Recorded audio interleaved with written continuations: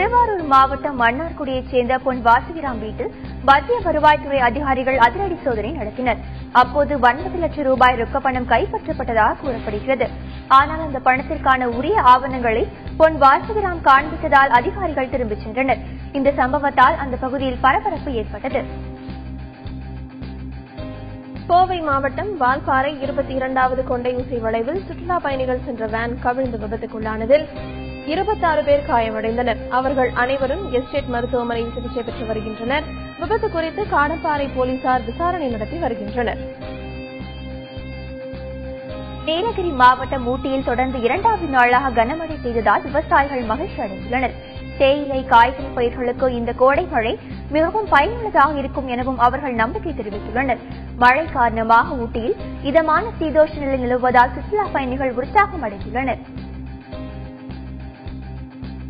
சிவகாசி பத்ரகாளியம்மன் கோவிலில் சித்திரை திருவிழா வெகு விமர்சையாக நடைபெற்று வருகிறது. 3வது நாள் பக்தர்கள் சுவாமி வேடம் அணிந்து மங்கள வாத்தியங்கள் இசைக்க ஊர்வலமாக கோயிலை வந்தடைந்தனர். சிவகாசி மற்றும் அதன் சுற்றுவட்டார பகுதிகளில் இருந்து திருவிழாவை பார்க்க வந்த பக்தர்கள் அம்மனை தரிசனம் செய்தனர்.